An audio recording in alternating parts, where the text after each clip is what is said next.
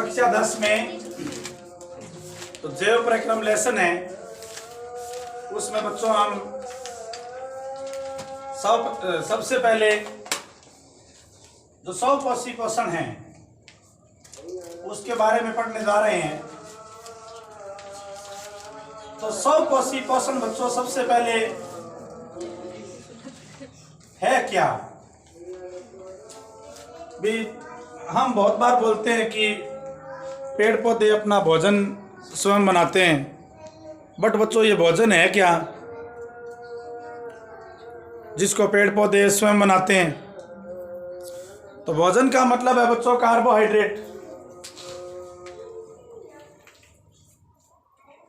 या ग्लूकोज का रूप। पेड़ पौधे ग्लूकोज स्वयं अपनी कोशिकाओं में बना लेते हैं। अब कैसे बनाते हैं? ये कोशिका तो मानव शरीर में भी है और पेड़ पौधों में भी है। तो पेड़ पौधों की कोशिकाओं में ऐसी क्या विशेषता है जो मानव के शरीर की कोशिकाओं में नहीं है? तो यहाँ प्रकृति ने मानव कोशिका में कमी रख दी कि जो मानव कोशिका है या जंतु कोशिका जो है, जंतु में तो दोनों ही आते हैं, मानव कोशिका में पर्णहरित नहीं पाया जाता। पर्णहरित जिसको बोलते हैं क्लोरोफिल। और बच्चों पादप कोशिका में पर्णहरित पाया जाता है। इस पर्णहरित के कारण ही पेड़ पौधे अपना भोजन स्वयं बना लेते हैं। अब पेड़ पौधों में भोजन कहाँ बनता है? तो पेड़ पौधों की प्रत्येक कोशिका में भोजन बन सकता है यदि उसमें पर्णहरित है, यदि उसको सूर्य का प्रकाश मिलता है, यदि उसको जल मिलता है। तो मुख्यतः बच्चों पर्णहरित है वो पत्तियों में ही पाया जाता है। इसलिए बच्चों पेड़ पौधों में पत्तियों को फूड फैक्ट्री कहा जाता है, भोजन का कारखाना। मेरी बात सुनिए, मैं एक पत्ती का चित्र बनाऊं तो मैं मान लूं मेरे पास ये तना है पेड़ का, जिसको अपने बोलते हैं स्टेम या तना,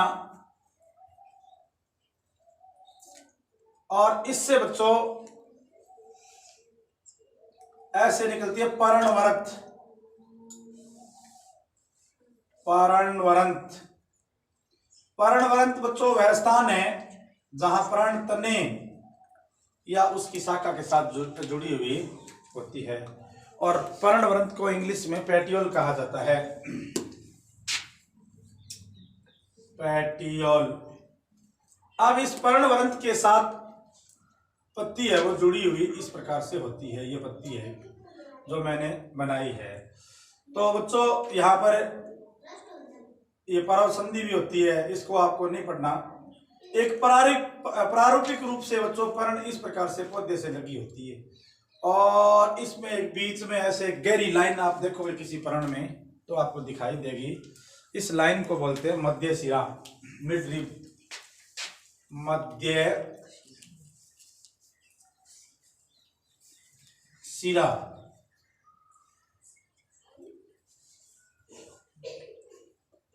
जिसको बोलते हैं मिड रिब।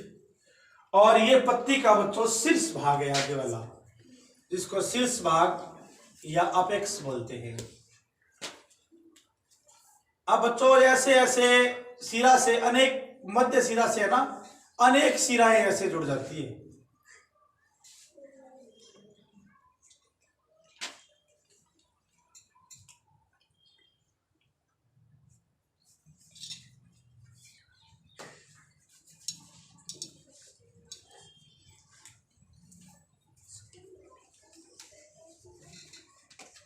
ये देखो, इनको बोलते हैं शिराएं या शिरा, इंग्लिश में नाम है इनका वेन।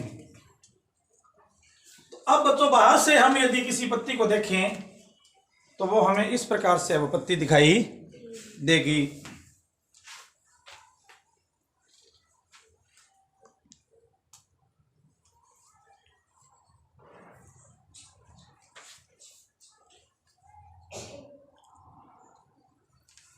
अब इस पत्ती की आंतरिक संरचना देखें भी, अंदर इसके क्या है। तो बच्चों इसको बीच में से काटते हैं यहाँ पर। ये देखो मैंने काट दिया बीच में से एक, और इसको काट के देखा तो मैंने ये जो कटा हुआ भाग है वो यहां पर ले लिया। ये देखो, ये मैं मान लो अंदाजे से ये कटा हुआ भाग है। अब इसको सूक्ष्मदर्शी से बड़ा करके देखा माइक्रोस्कोप से, बीच में से है ना पत्ती को काट लिया। पत्ती ऐसे है, ये बीच में से मैंने काट लिया। देखो ऐसे आपके समझ में आ रहा होगा, तो ये ज्यादा बना दिया मैं, थोड़ा कम कर देता हूँ। ये देखिए ऐसे,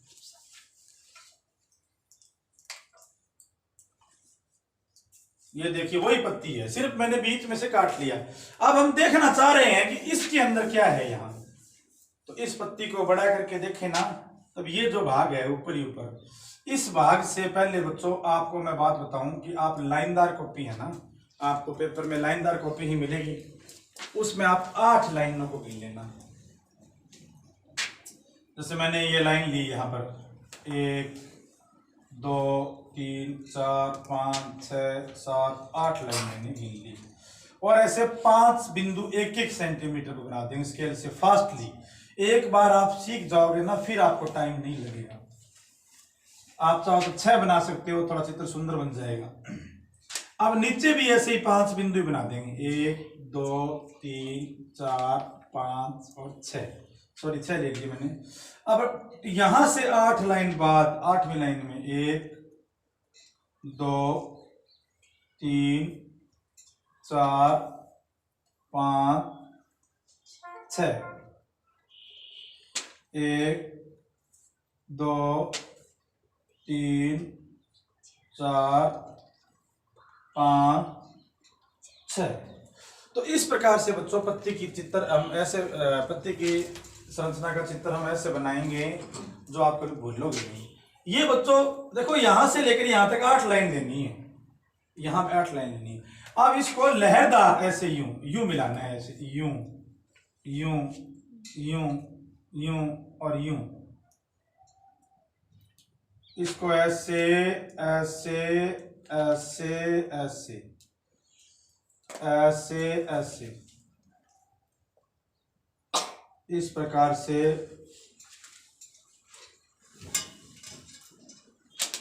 ऐसे ऐसे ऐसे ऐसे। तो बच्चों ये देखो, इस पत्ती की ये ऊपरी सतह बना दी मैंने। ये चीज जो है माइक्रोस्कोप से देखेंगे ना तो ये आपको ऐसे दिखाई देगी, और ये चीज जो माइक्रोस्कोप से आप देखोगे ना तो ये चीज आपको ऐसे दिखाई देगी। अब इसको कोशिकाओं को बंद कर देते हैं, ये पहली दूसरी तीसरी ऐसे ऐसे ये कोशिकाएं होगी। 6 बना दो 8 बना दो, लेकिन 6 से कम नहीं बनानी है। ये देखो, ये मैंने बंद कर दी। इनको डबल कर देंगे बच्चों अंदर ऐसे ही, प्रत्येक को डबल कर देंगे ऐसे। थोड़ा समय कम लगे इसलिए जल्दी जल्दी मैं फास्टली कर रहा हूं, आपको इससे भी ज्यादा प्रैक्टिस करनी है। 2 मिनट में चित्र बन जाना चाहिए। ये देखिए ऐसे, ये ऐसे, ये ऐसे, ये ऐसे, एक एक सब में केंद्रक बना देंगे। ये इसका मतलब इधर और भी है, इधर भी और भी है। एक एक सब में केंद्रक बना देंगे। ये देखो केंद्रक बना देंगे, कोशिकाएं तो है ये बच्चों देखो ऊपर वाली सतह है। अब ये ऊपर की सतह है ना, आप जब पत्ती के ऊपर हाथ लगाओगे बच्चों तो आपको, जैसे पत्ती के ऊपर रेत होती है और होती है चिपकी हुई होती, हाथ लगाते ही वो रेत साफ हो जाती है। तो अब ये रेत क्या चीज है, तो ये रेत बच्चों यहां पर है ना, पत्ती के ऊपर एक ऐसे इस प्रकार से है ना मोम सदृश संरचना होती है, जिसको मोमी परत बोला जाता है। तो यहां पर है वो मोमी परत पत्ती में होती है।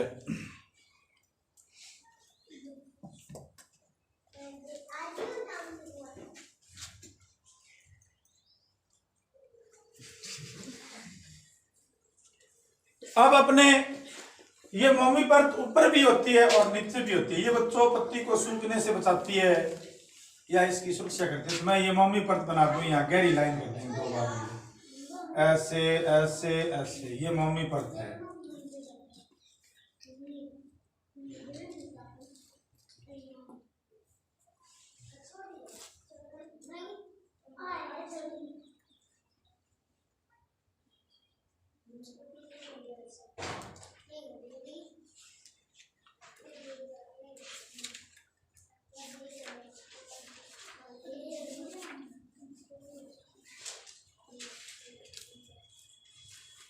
ये देखो बच्चों, आप गहरा बना देना। अब इस पत्ती का मैंने एक रफ डायग्राम बना दिया। ये मैंने बना, देखो बच्चों, ये पत्ती की मोमी परत है, ये मोमी परत। तो ये देखो सूक्ष्मदर्शी से जब इसको बड़ा करके दिखाया ना, तो ये मोमी परत, वैक्स क्यूटिकल, इंग्लिश में इसको बोलते हैं वैक्स क्यूटिकल या वैक्स लेयर, वैक्स क्यूटिकल। और ये बच्चों ऊपर जो है ना, ये इतना भाग, ये है ऊपरी अधिचरम, ऊपरी अधिचरम। और ये जो नीचे वाला भाग है, ये है निचली अधिचरम, निचली अधिचरम, लोअर एपिडर्मिस।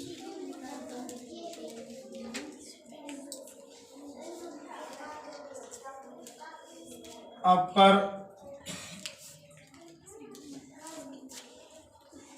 एपिडर्मिस, ऊपरी अधिचरम और निचली अधिचरम।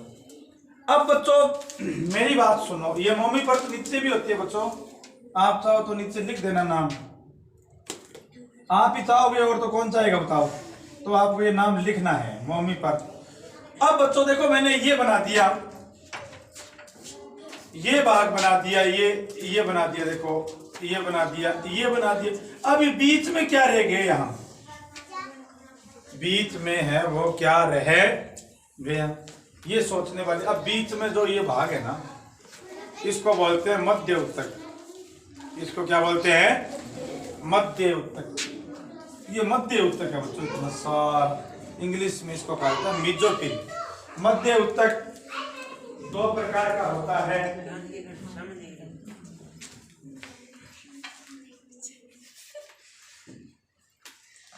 मध्य उत्तक है ना बच्चों, वो दो प्रकार के हैं। एक तो आपको यहाँ बच्चों खंबे नुमा आकृति है वो बना देनी है, देखो ऐसे, ये देखो ऐसे मैं खंबे नुमा आकृतियां बना रहा हूं, देखो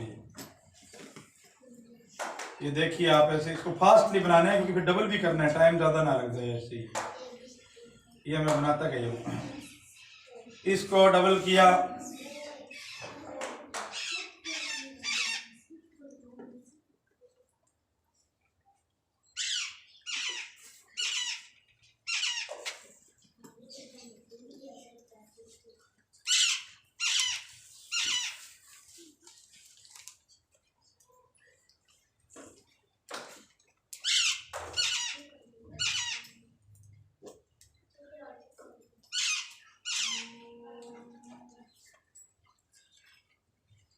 ये आप ऐसे ऐसे इनको बना देना। ये मध्य उत्तक में ऊपरी अधिचरम के पास वाला भाग है। थोड़ा बच्चों समय कम लगे ये जरूर ध्यान रखना है, क्योंकि इतना बड़ा वेटेज नहीं होता भी आप इसमें 10 मिनट लगा दो। यदि आप जोरदार प्रैक्टिस कर लोगे तो मेरे से फास्ट बनाओगे, मैं तो आपको समझा के बना रहा हूँ, तब टाइम लग जाए। अब बच्चों ये जो ऊपरी अधिचरम के पास मध्य उत्तक है,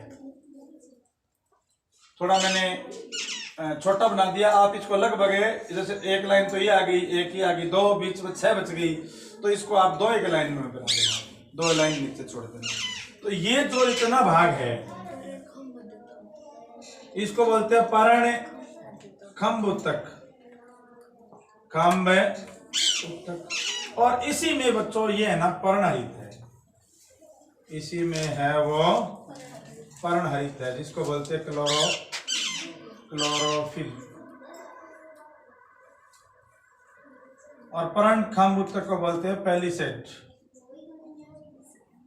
अब आप देखो नीचे है ना बच्चों, अब आप चित्र में टाइम नहीं लगेगा, नीचे आपको ऐसे गोल गोल बनाना है, ऐसे ही कोशिकाएं ये बना दो। ये स्पंजी उत्तक है, स्पंजी उत्तक या स्पंजी खंब उत्तक, जिसको बोलते हैं स्पंजी लेयर। ये हो गया स्पंजी, इतना इतना स्पंजी उत्तक या स्पंजी खंब उत्तक। अब बच्चों ये देखो, इसमें मैंने सारी संरचना बना दी। सुनो, पत्ती में बच्चों जाइलम भी होता है और फ्लोएम भी होता है।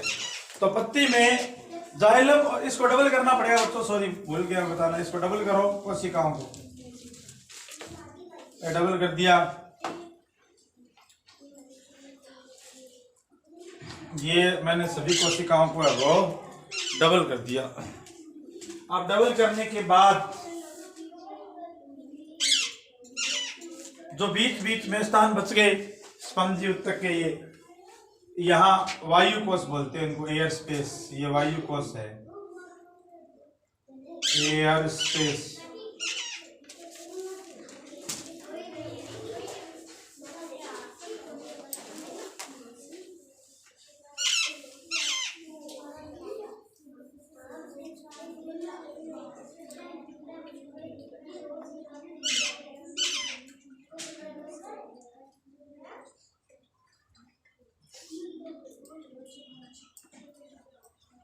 अब बच्चों ध्यान दो कि इस पत्ती में ऊपर की सतह पर है ना, यहाँ छोटे छोटे छिद्र पाए जाते हैं और इन छिद्रों को बोलते हैं रंध्र, या इनको पत्ती की संरचना में नाम देते हैं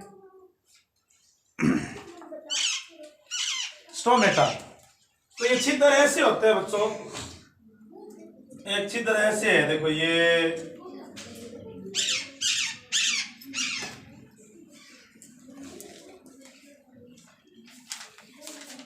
ऐसे बना दिया।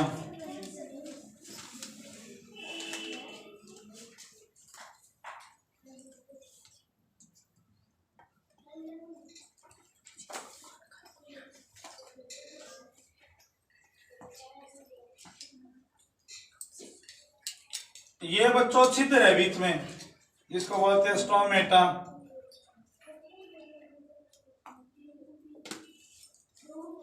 और इसका दूसरा नाम है रंध्र। और यहाँ बच्चों ये दो, इस रंध्र के चारों ओर दो कोशिकाएं इसको घेरी हुई है। ये पहली कोशिका है, ये दूसरी कोशिका, इनको बोलते हैं द्वार कोशिकाएं, द्वार कोशिकाएं, जिनका दूसरा नाम होता है गार्ड सेल्स। ये रंध्रों को खोलने और बंद करने का काम करती है। आपकी एनसीईआरटी की जो बुक है उसमें वर्णन पूछा ही नहीं गया है, सिर्फ एनसीईआरटी की बुक में आरबीएससी बोर्ड में बच्चों पर्ण का चित्र पूछा गया। अब हम काम करेंगे बच्चों, एक जो आपका रबर है, इरेजर है, उससे लेकर ये चित्र आपको यहाँ लगाना है, ऐसे समझो आप। तो यहाँ पर आप ऐसे कर देना यूं थोड़ा सा, और यहाँ पर ये चित्र बना दो। ये रंध्र हो गया,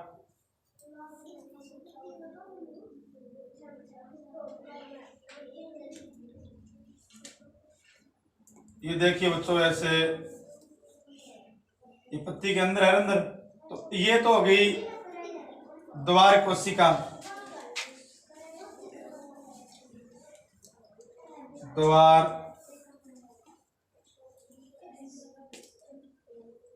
कोशिका या गार्ड सेल्स। और ये द्वार कोशिका में हो गए पर्णहरित, पर्णहरित। यहां भी बच्चों ये पर्णहरित मैंने बना दिया क्लोरोफिल, क्लोरोफिल। अब देखो इसमें आप ऐसे लगा देना, रंध्र का काम क्या है? रंध्र पत्तियों में गैसों का विनिमय करता है, एक्सचेंज ऑफ गैसेज। विनिमय मतलब आदान प्रदान। पत्ती के अंदर कार्बन डाइऑक्साइड प्रवेश कर जाती है रंध्र द्वारा, और ऑक्सीजन है वो बाहर है निकल जाती है। तो यहाँ से ऐसे दिखा देंगे बच्चों चित्र बना के कि CO2 अंदर जा रही है, O2 बाहर आ रही है। ये बीच बीच में आप ऐसे जाइलम बना दो, ये जाइलम उत्तक है। जाइलम, मेरी बात सुनो, जाइलम में जय आता है और जल में भी जय आता है। जाइलम में जय आता है, जल में भी जय आता है। तो जाइलम जल का सहवन करता है। बहुत बार, एक बार नहीं अनेक बार, अनेक बुक्स में, अनेक कंपटीशन एग्जाम में ये पूछा जाता है कि जो प्लांट में सहन मतलब ट्रांसपोर्ट, कोई चीज एक जगह से दूसरी जगह लेके आए। अब जैसे मान लो हमारे यहाँ सब्जी नहीं होती, सेब नहीं होते, वो दूसरी जगह से आ रहे हैं, और यहाँ भी कुछ चीजें होती है जो दूसरी जगह जा रही होगी, तो वो ट्रांसपोर्ट है। इसके लिए इंग्लिश में शब्द है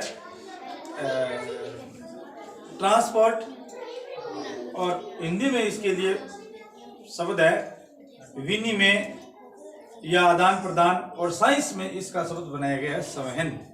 संवहन मतलब बंडल, समूह है।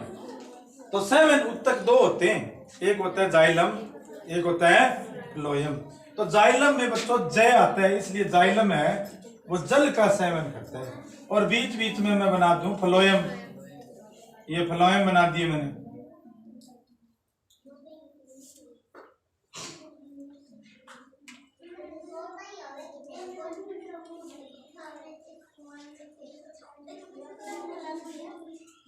ये मैंने बना दिए फ्लोएम। फ्लोएम में फे आता है और फूड में भी फे आता है। देखो कितनी इंटरेस्टिंग बात है, फूड में भी फे आता है और फ्लोएम में भी फे आता है। तो बच्चों फूड मतलब भोजन, फ्लोएम भोजन का सेवन करते हैं। तो ये बच्चों एक पत्ती का चित्र है था। आपको ये ऐसे कर देना है, फिर रबड़ से एकदम सुंदर समांतर, इसको भी रबड़ से ऐसे कर देना है, ये ऐसे बीच बीच में। तो ये बच्चों पूरा पत्ती का चित्र है। बहुत सारे बच्चे सोचते हैं कि ये पत्ती, ये तो सामान्य पत्ती है, ये पत्ती को काटा गया है, पत्ती को मैंने बीच में से ये काट के है ना ऊपर वाला भाग यहाँ बनाया है, ये इतना इतना भाग आप समझ रहे होंगे, ये भाग बनाए हैं। अब इस भाग को बड़ा करके देखा है तो ये और ये बीच में ऐसे ऐसे दिखाई दे रही है। ये एक पत्ती का चित्र है। 100 पौधों में पत्ती को फूड फैक्ट्री या भोजन का कारखाना कहा जाता है। जो पर्णहरित है वो बंडलों के रूप में पत्ती में ही ज्यादा मात्रा में पाए जाते हैं। तो बच्चों पेपर में यदि पर्सन आरबीएसई बोर्ड में पत्ती से संबंधित आता है तो फिर इस चित्र की प्रैक्टिस होनी चाहिए आपकी। एक आप ध्यान दो कि ये खम्भ उत्तक है वो तो पास पास लगे हुए हैं, खम्भ उत्तक जो है वो पास पास है लगे हुए हैं, खम्भ उत्तक है वो पास पास है लगे हुए हैं। लेकिन वो जो स्पंजी पत्ती का वह भाग है जो स्पंज की तरह है। बहुत सारे टीचर यहाँ जाइलम और फ्लोएम है ना, उसको ऐसे बना के भी दिखाते हैं कि ये देखो जाइलम है। बिल्कुल आप ऐसे भी बना सकते हो। यहाँ पर आप इसमें दिख नहीं रहा होगा, मैं यहाँ बनाता हूँ। देखो ये ऐसे गोल घेरा सा ऐसे ऐसे कि ये जाइलम है, तो ये जाइलम ही है, नो प्रॉब्लम।